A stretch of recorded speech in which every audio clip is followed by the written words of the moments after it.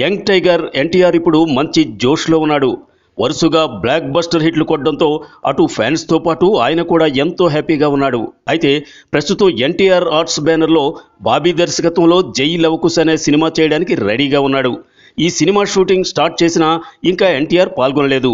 అయితే దీనికి కారణం ఎన్టీఆర్ తీసుకున్న ఒక డేరింగ్ డెసిషన్ అని సన్నిహితుల ద్వారా తెలుస్తోంది. మ్యాటర్ ఏంటంటే తారక్ ఈ సినిమాలో మొదటిసారి 3 విభిన్న పాత్రల్లో నటిస్తున్నాడు.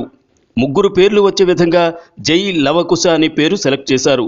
ఇక ఈ 3 పాత్రల్లో తారక్ 3 వేరియేషన్స్ ఉన్న క్యారెక్టర్స్లో నటించనున్నాడు. అయితే ప్రతి పాత్రకు ఒక్కో బాడీ లాంగ్వేజ్ అవసరం ఉన్నదన్నమాట. అయితే డైరెక్టర్ మాత్రం లుక్స్లోనే మార్పులు చేద్దామని చెప్పినా కానీ తారక్ ఒక్కో పాత్రకు బాడీ పరంగా చాలా జాగ్రత్తలు తీసుకుంటున్నాడట.